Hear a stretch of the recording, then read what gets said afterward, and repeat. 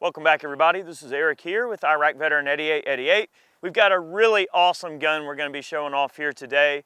This is an old school 5.56 Polytech RPK. These were imported in the late 80s, although this one's dated 1985. But really awesome setup. This is 5.56. We've got this one outfitted with a Yankee Hill Turbo K suppressor. It's sitting in a dead air chemo mount. It's a 14x1 left-hand thread on the muzzle. We're gonna have a little bit of fun. Now this one's not select fire, but sure is a lot of fun. We're shooting 55 grain PMC X-Tac ammunition. See how she works.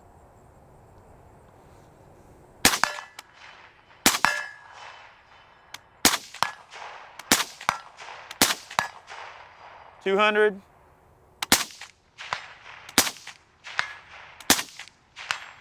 250, 3, you're up. Low at 4 o'clock.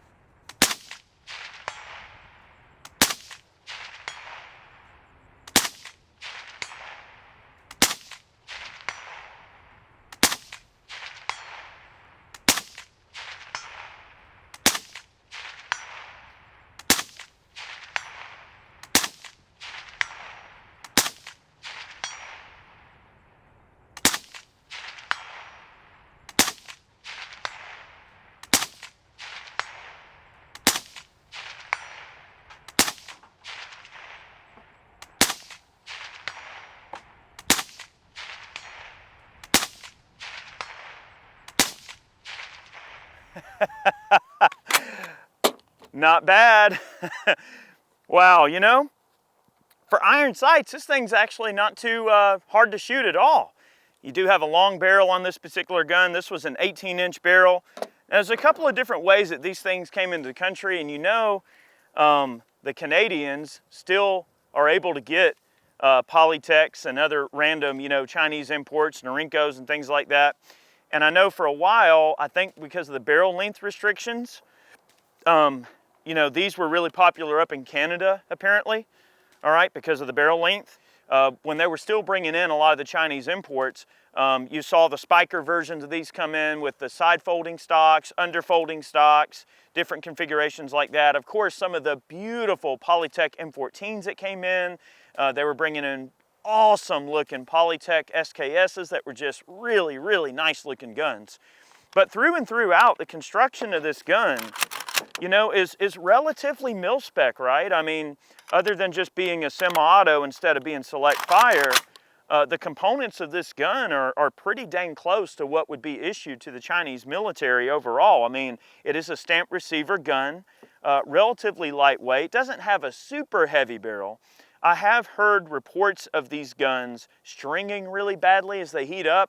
Now, we only shot, you know, a few rounds there in the intro. It wasn't terribly, you know, a lot, and it wasn't like select fire or whatever. This would make one exceptional little machine gun, I would imagine, if you were to convert one. And I know that there are a lot of these in full auto on the registry. I've never shot them in full auto, but man, in 5.56, an AK just absolutely purrs. It's not any recoil at all. No recoil, reasonably good accuracy. All right, those 55s are getting downrange with some authority, no problem. Now you notice the magazine that I'm running here is, this is a Pro Mag polymer magazine. One tiny little caveat that you want to consider, here's the original magazine for the gun, all right? And you can see the metal mags kind of bring that up into a nice classy look and everything like that. Just one little point that I want to bring up on these particular guns. If you do find a Polytech in 5.56 like this, whether it's an underfolder, a side folder, or in this case, this RPK style one, the magazines are very, very specific, and it'll only take this one style of magazine. So the magazines are very, very difficult to find. This one doesn't really work all that great. So my friends at Gun Mag Warehouse were able to find these Pro Mags here, and oddly enough, these 5.56 Pro Mags are specifically made for the Polytech because of that reason. Now, these original mags can bring, you know, a couple of $100s a piece. They're very rare, they're very difficult to get, and there's just not a lot of them left in the country. But it's cool that, you know, one thing about ProMag that I can say overall, and this is just in my experience over the years working with a lot of their different, you know, magazines and stuff, is that they do make mags for a lot of random things that are very hard to get, right? And it's cool that they make a 5.56 Polytech magazine, and these are a bargain $14. So if you're able to find a Polytech laying around in 5.56, don't get scared and think, well, I'm not going to be able to get magazines for it. The mags are available. All right, I'm going to shoot a little bit more, have some fun here. This thing is nice, you know. I don't want to cook the crap out of this suppressor, but this can is running well. Chad, is this Yankee Hill? Is this a is this a like full auto rated suppressor? Can this handle some volume? Yep. Okay, well, we're sending some volume through it. Okay, let's have some fun. I'm gonna just get behind this thing, and you know, we're just running iron sights, and let's just see if it continues to string, or if it exhibits any stringing like people end up saying about these Polytech RPKs. You going for 3 again? I'll work my way out again.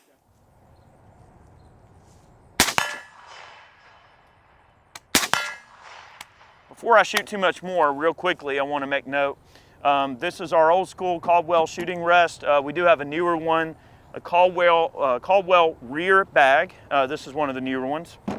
And then this is a Caldwell stable table that we're using here in today's video. So Caldwell saw where some of our older equipment was starting to fall apart a little bit, and they offered to send some stuff out. So big thanks to them to keeping our rifle range ready to go here. Okay.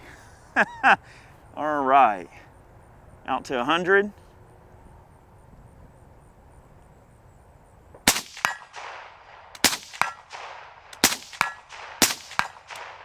Two.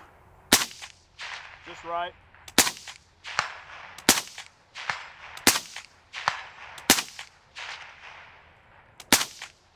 The sights are crude. All right, so you're getting a little vertical stringing there. Vertical stringing. Yes. All right, we're going to reach out to 3. Okay. 300 yards, open sights with an RPK and 5.56. I mean, the thing ain't doing bad, even though these sights are incredibly crude. Ready? Send it.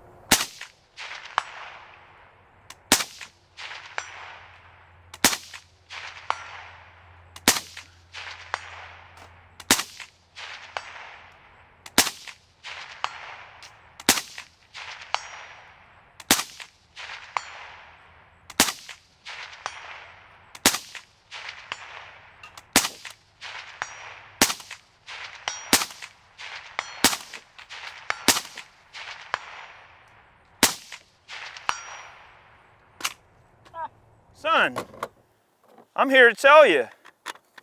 I mean, this thing right here kind of surprised me a little bit. What do you think, Chad? Not bad. Not bad? I'm gonna keep drilling them in at 300. We're gonna get the suppressor kind of hot on here. Woo, I don't know. I mean, is it just something that maybe we associate, you know, like, you know, running a suppressor and getting it really, really hot? It's like we tend to kind of associate that with ARs and, you know, maybe when we do our meltdowns and stuff. But there's just something about having a can on an AK, and this thing is not quiet by any stretch of the imagination at all. There's a lot of piston pop, the action's noisy. It does take the edge off, believe me, because without the can, this thing would be absolutely ridiculous. But a lot of people think suppressors mean like movie quiet and all this type of stuff. That supersonic crack is certainly loud. This gun is definitely not hearing safe. All right, we're gonna continue to get into 300 here. I'm gonna move these mags out of the way.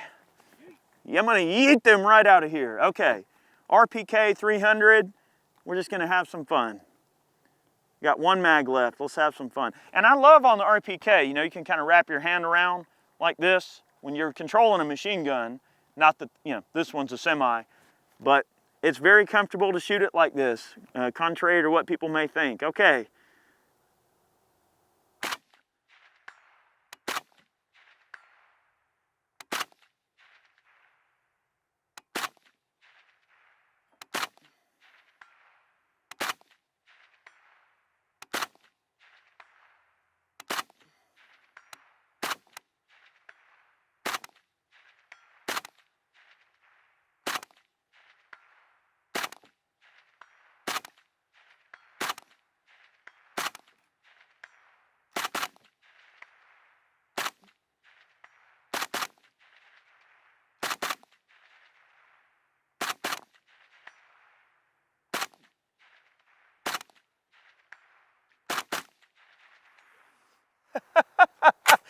Yeehaw!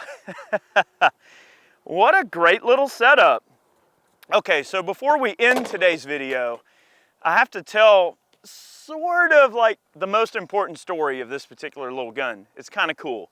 All right, I know Chad's back here, he's listening, he's probably gonna be glaring at me a little bit. So we were traveling south on the way to deer camp, all right, and we stopped by one of probably my favorite gun stores of all time. And any of you Georgia natives that know the area, you know this place, right? Barrows Automotive. If you know Barrows, you know, and if you're in the know.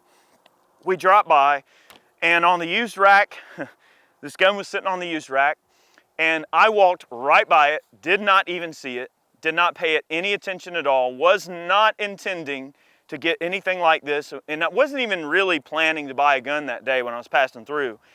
Chad saw it, of course, and he kind of stuck it over there hoping maybe I wouldn't see it because he knows, you know, how I am when it comes to this sort of stuff. Well, we went to leave, long story being short. We went to leave and I'm like, what the heck? It's a long boy. I look over and it's a, you know, big old AK, and I knew when I saw the mag it was a 5.56 AK. And Chad, of course, was like, yeah, I know, I already saw it, and I'm trying to, you know, not get it. So technically speaking, Chad claimed it first, and he just decided he didn't want it. He was trying to hide it from me. And of course, as you can see, I did leave with it, and I got a great price on it. I was very happy with it. But, you know, I always like these guns. I've always been intrigued by them. And I've seen some of the RPKs from Polytech floating around, and I never really had an opportunity to pick one up, so I'm glad I did. And this video is really just intended to be just a fun video, and it's just not a gun you get to see very often. They're not really that common. You see quite a few of the spikers with the underfolders and the side folders. You don't see a lot of the RPK style ones with the longer barrels. These were typically more of a Canadian market type of thing. They did import a lot of them into the United States as well, but it's just an interesting footnote. It's a really cool gun. It's not something you see every day. I don't think we've ever shown a 5.56 AK off on the channel, so we thought we would break this one out for a little show and tell and show you guys what it's all about. And wow, that little Yankee Hill's holding up good. It didn't blow up or anything, so I guess we're good. So now I know I was shooting a little bit later in that string, Chad, but it was starting to strings that heated up, huh? Yeah, just a little bit. Okay, so it is true what people say about the 5.56 AKs. You know, really any AK, as they begin to heat up, they will start to exhibit stringing, but specifically on the 5.56s, I've read that especially in the long boys like this, you got to really be careful about that stringing. But that's interesting. I just wanted to have a little bit of fun here with this gun today. I hope you enjoyed it, and have a great day. I would like to take a moment to thank all of our Patreon supporters for supporting what we do. Thank you so very much for being a part of our channel. If you love our channel and you want to support us directly, one of the most direct ways you can do so, head on over to Ballistic Inc. and pick yourself up a snazzy t-shirt. All those funds go right back into supporting our channel. In fact, funds that I probably wouldn't have been able to buy this gun if I didn't have anyway, so I wanted to share this with you. This is sort of part of the loot, if you will, from our travels, and really interesting gun. Thank you guys. Have a great day. Many more videos on the way. We'll see you soon.